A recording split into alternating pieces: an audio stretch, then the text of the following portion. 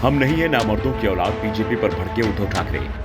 PM Modi में ताकत है तो मणिपुर जाकर दिखाएं। अमित शाह इस बात को कहना बंद करें कि शिवसेना ने किया था 370 हटाने का समर्थन। उद्धव ठाकरे का गुस्सा कम नहीं हो रहा है। वो साल भर से ही बीजेपी से बेहद नाराज हैं, क्योंकि वो मानते हैं कि शिवसेना में हुई बगावत के पीछे बीजेपी और खासतौर पर गृह मंत्री अमित शाह का हाथ था। 1 साल पहले शिवसेना में बगावत हुई थी और उद्धव ठाकरे के हाथ से पार्टी और सत्ता दोनों ही निकल गए। 20 जून का दिन था जब शिवसेना में बगावत हुई थी और उस बगावत को लेकर मुंबई की सभा में उद्धव ठाकरे ने एकनाथ शिंदे और बीजेपी दोनों को जमकर सुनाया।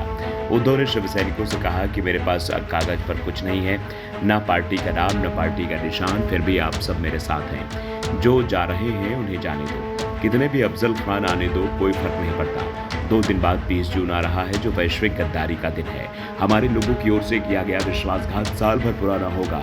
अंतिम साल में मिलने वाले लोग मराठी और अमराठी हैं। हिंदू मिल रहे हैं, ईसाई मिल रहे हैं, मुसलमान मिल रहे हैं। वो लोगों से मिलते हैं और उन्हें चिंता न करने के लिए कहते हैं। जो छूट गए हैं उन्हें जाने दो। सुख में साथ रहता है उन्हें रिश्ते कहते हैं, जो दुख में साथ रहता है उन्हें फरिश्ते कहते हैं। हमें कमजोर बताया जा रहा है, लेकिन हम कमजोरों की औलाद नहीं है। अन्याय करने वालों को दिखाओ कि शिव सैनिक क्या है। तुम हाथ मत उठाना, कोई हाथ उठाए तो उसका हाथ अलग कर देना। मैं देशद्रोहियों की सेना का नेतृत्व करने की तुलना में मुट्ठी भर वफादारों का नेतृत्व करना स्वीकार करूंगा। सत्ता के मजे लेने वाले तुम्हारा ये फूला हुआ गुब्बारा फूटते देर न लगेगी।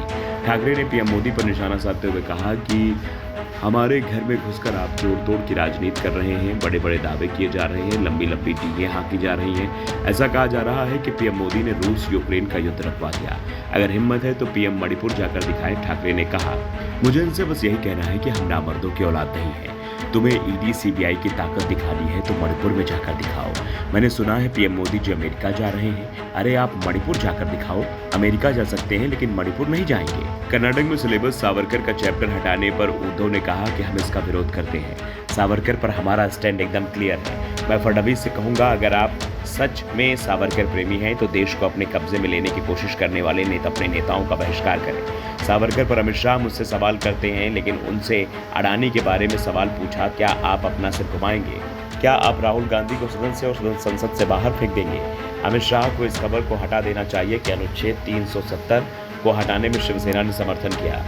उद्धव ठाकरे ने पूछा कि अनुच्छेद 370 हटने के इतने साल बाद भी आप जम्मू कश्मीर में चुनाव क्यों नहीं हो रहे हैं? बीजेपी को किस बात का डर लग रहा है? उद्धव ने कहा कि हम 23 जून को पटना जा रहे हैं। नीतीश कुमार बीजेपी छोड़ मातोश्री आते हैं। ये विपक्षी दलों की एकता नहीं बल्कि स्वतंत्रता प्रेमियों की एकता है।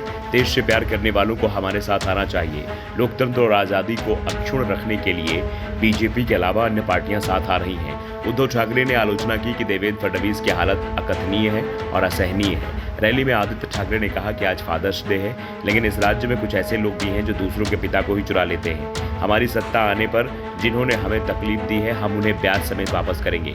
तमिलनाडु सरकार में मंत्री सेंथिल बालाजी का जिक्र करते हुए आदित्य ने कहा कि हाल ही में ईडी तमिलनाडु के एक मंत्री को घसीटते हुए ले गई तो वो रोने लगे। वो हमारे जैसे नहीं है, हमने तो ईडी को रुलाया है। साथ ही कहा कि मैं तमिलनाडु के सीएम को बधाई देता हूँ कि उन्होंने ईडी और पीएम मोदी को साफ कह दिया है कि हमें उकसाओ मत। Bureau report, the Dhakad news.